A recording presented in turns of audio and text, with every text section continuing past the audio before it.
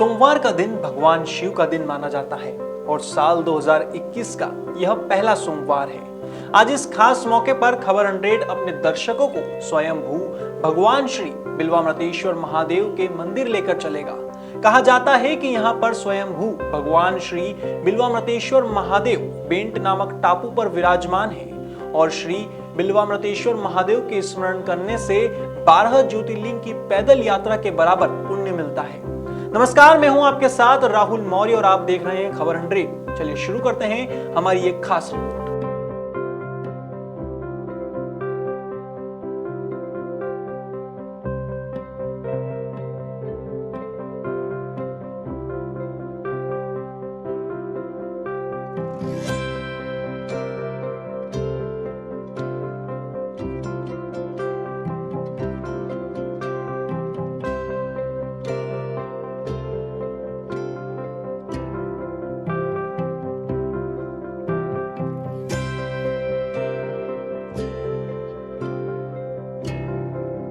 सोमवार भोलेनाथ का दिन माना जाता है और आज वर्ष 2021 का पहला सोमवार है। ऐसे में खबर 100 अपने दर्शकों के लिए भोलेनाथ के दिव्य दर्शन लेकर आया है। देखिए आप मेरे साथ यह विशेष रिपोर्ट।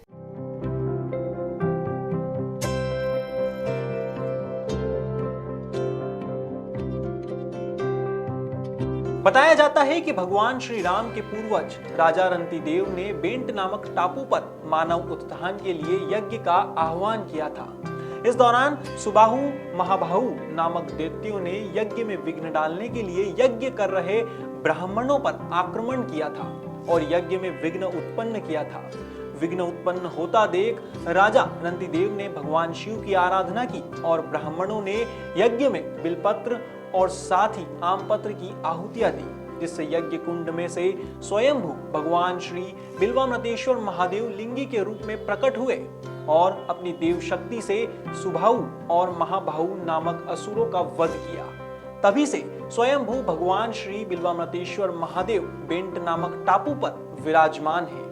स्वयंभू भगवान श्री बिल्वामृतेश्वर महादेव मंदिर के पुजारी बबलू महाराज बताते हैं कि महादेव अपने भक्तों की हर मुराद पूरी करते हैं और यहाँ हमेशा भक्तों का तांता लगा रहता है। इतना ही नहीं, महादेव के नाम का स्मरण करने से ही पुण्य प्राप्त हो जाता है। भगवान बिल्वामृतेश्वर महादेव का मंदिर है और यहाँ का जो महत्व है, 12 ज्योतिर्लिंग की पैदल यात्रा करके दर्शन करने जितना पुण्य मिलता है उतना इनका केवल एक बार नाम स्मरण करने से मिल जाता है भगवान बिल्वामृतेश्वर महादेव का। ये स्वयंभू है। महाराजा रंतिदेव ने यहाँ पर यज्ञ किया था और इसमें बेल फल और आम फल की आहुतियाँ मिलाकर के आहुतियाँ दी थी, उससे स्वयंभू प्रकट हुए, इसलिए इनका नाम बिल्वामृतेश्वर हुआ। और ये स्वयंभू महादेव हैं। तीनों टाइम विशेष बात यह है कि यहाँ तीनों टाइम पूजा में कुमकुम लगता है। भोलेनाथ को कंकु नहीं चढ़ता, यहाँ तीनों टाइम कंकु लगता है पूजा में। और यहाँ का महत्व बिल्कुल विचित्र है। यहाँ का महत्व यही है कि भोलेनाथ की 12 ज्योतिर्लिंग की पैदल यात्रा करके सोमनाथ से लेकर केदारनाथ तक पैदल यात्रा करने से जितना पुण्य फल प्राप्त होता उनका एक बार सिर्फ बिल्वामृतेश्वर महादेव का नाम स्मरण करने से मिल जाता है।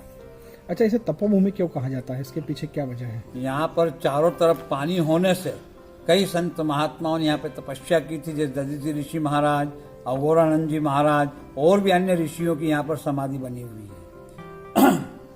समाधियां बनी हुई है।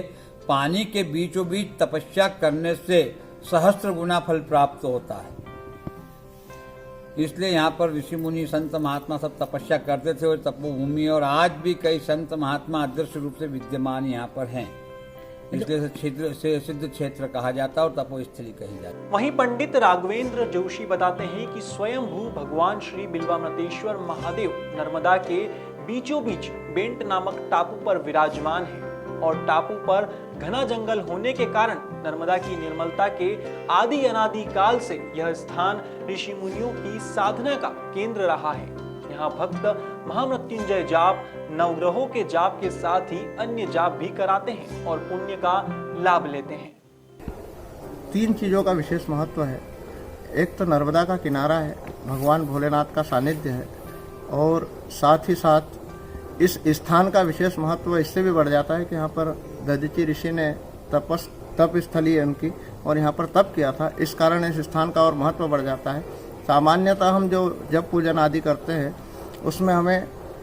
उससे हमें यहाँ पर 1000 गुना अनंत गुना जो है फल की प्राप्ति होती है।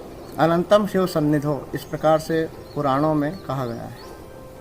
ठीक है। यहाँ पर महामृत्युंजय के जब, नवग्रहों के जब, इसके अलावा सप्तशती आदि के पूजन पाठ वगैरह होते हैं। भगवान का नित्य अभिषेक पूजन होता है। बाहर से भी कई दूर दूर से आते हैं जजमान जो यहाँ पर अभिषेक पूजन आदि कर्म करवाते हैं। भक्तगण बताते हैं कि स्वयंभू भगवान श्री बिल्वामृतेश्वर महादेव के दर्शन से मन में शांति मिलती है और हर मुराद पूरी होती है। देवागर्भ का टापू है। यहाँ पे स्वयंभू बिल्वामृतेश्वर महादेव निष्ठा पे स्वयं प्रकट हुए हैं। यह महर्षि दधीचि की तपोभूमि है। महर्षि दधीचि ने इसी तपोभूमि में अपनी अस्थियों का दान देके ये देवभूमि कहलाता है। और यही पार्वती जी दधीचि जी के पास मतलब खेली कूदी बड़ी होकर जो भोलेनाथ का जो डमरू निकाला है वो इसी जगह से निकाला है। इसलिए महादेव शिव प्रकट होकर उनको दर्शन देके और यहाँ पे है। इनका जो महत्व है शिव पुराण, नर्मदा पुराण, इसमें सब में है। और ये जो है 12 ज्योतिर्लिंगों से सबसे ज़्यादा महत्व इस बिल्वामृतेश्वर महादेव का है कि आप स्वयं अगर 12 ज्योतिर्लिंग नहीं जा सकते हो और आपकी इच्छा हो कि वो है तो स्वयंभू इस बिल्वामृतेश्वर के दर्शन कर लो, तो इसके सामने खड़े रहने से ही बगैर मांगे सब कुछ मिल जाता है। कैसा लगता है आप दर्शन करने आते हैं यहाँ पर? आत्म शांति, बहुत आत्म शांति होती है, बहुत।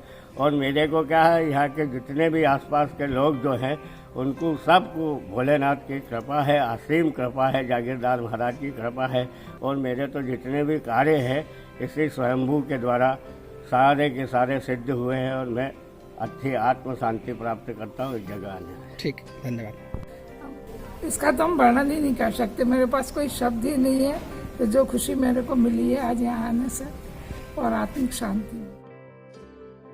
बेंट नामक टापू पर विराजमान स्वयंभू भगवान श्री बिल्वामृतेश्वर महादेव को लेकर प्रचलित कथाओं के चलते यह मंदिर आस्था का केंद्र बना हुआ है। भारी संख्या में भक्तगण महादेव के दर्शन के लिए पहुंचते हैं। फिलहाल हमारे शो में बस इतना ही। देश और दुनिया की तमाम खबरों के लिए देखते रहिए खबर 100। नमस्कार।